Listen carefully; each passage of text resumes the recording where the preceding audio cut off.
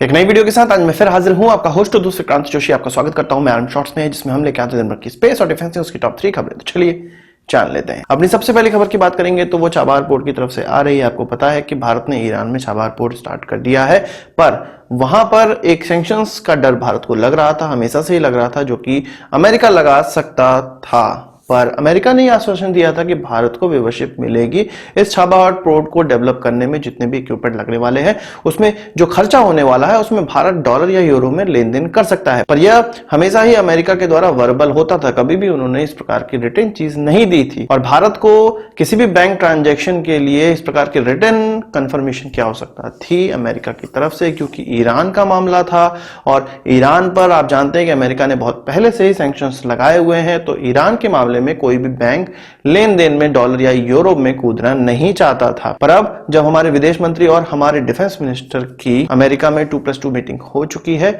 तब यह चीज निकल कर आई है कि अमेरिका अब इसको रिटर्न कंफर्मेशन देने को तैयार हो गया है, या उसने रिटर्न कंफर्मेशन दे भी दी है, जिससे कि $85 मिलियन का जो 2 साल पहले सामान ऑर्डर किया गया था इस पोर्ट में लगने वाला, वो अब भारत को मिल पाएगा, क्योंकि इसका जो मनी ट्रांजैक्शन है डॉलर और यूरो में वो हो पाएगा, जिससे कि भारत को चाबार पोर्ट में और ज्यादा डेवलपमेंट करने में बहुत ही आसानी होने वाली है। वही बात करें रशिया की हाइपरसोनिक व्हीकल की, जिसको कि अवानगार्ड कहा जाता है।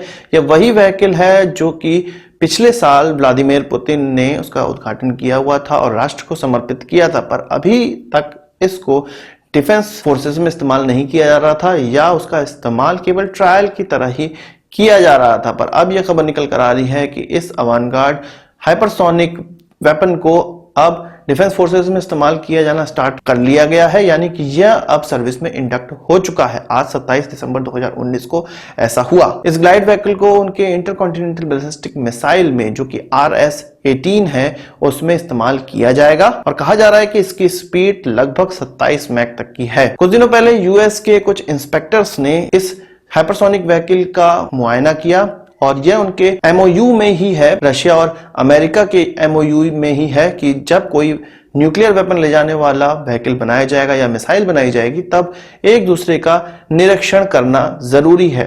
इससे अमेरिका एक चीज यह सीख ले चुका है कि अब विश्व में हाइपरसोनिक वेपन्स आ चुके हैं। इससे पहले अमेरिका ने बताया था कि वो इनका मुकाबला किस प्रकार से कर सकता है।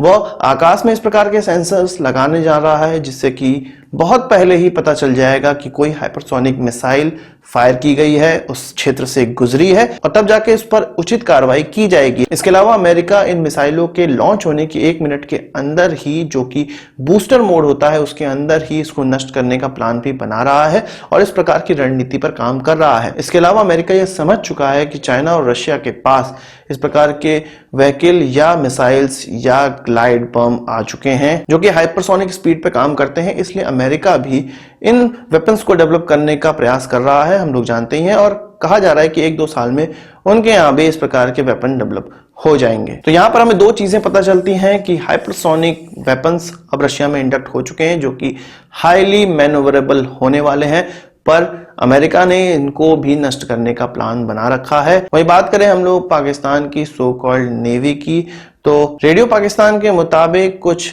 मिसाइलों का परीक्षण किया गया है। यह मिसाइलें उनकी वॉरशिप से लॉन्च की गई हैं, उनकी सबमरीन से लॉन्च की गई हैं और उनके एयर डिफेंस सिस्टम से लॉन्च की गई हैं। जो सबमरीन से लॉन्च की गई मिसाइलें हैं वो लैंड अटैक वाली हैं।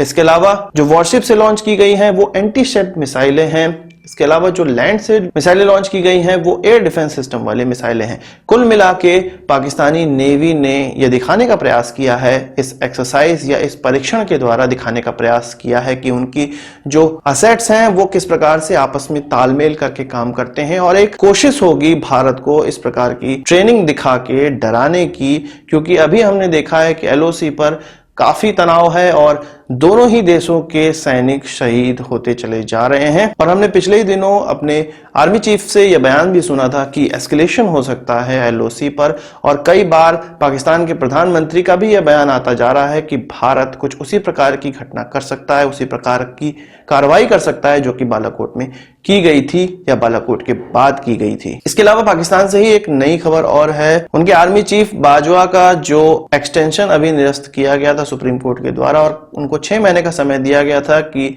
सही से कानूनी तौर पे इस चीज को अप्लाई किया जाए। तो पाकिस्तानी गवर्नमेंट के द्वारा एक पुनर्विचार की पिटीशन दायर की जा चुकी है और इसमें एक बड़ी हंसी वाली पार्ट यह है, इसमें बड़ा हंसी वाली चीज, एक वक्तव्य ये लिखा हुआ है कि कमर बाजवा को इसलिए एक्सटेंशन चाहिए क्योंकि यदि एक्सटेंशन नहीं मिलता है या इस प्रकार की चीजों को नहीं होने देती है सुप्रीम कोर्ट, तो पाकिस्तान के दुश्मन खुश हो जाएंगे और 5th जनरेशन वॉरफेयर जो चल रही है उसमें कमर बाजवा ही देश को उनके लीड कर सकते हैं। तो ये बड़ी हंसी वाली बात है कि जैसे पाकिस्तान के पास 5th जनरेशन वॉरफेयर की सारी चीजें हैं या उनके पास इस प्रकार के बम हैं जो कि केवल कमर बाजवा के सामने आने पर ही चलते हों या उसके हाथों के द्वारा ही चलाए जाते हों।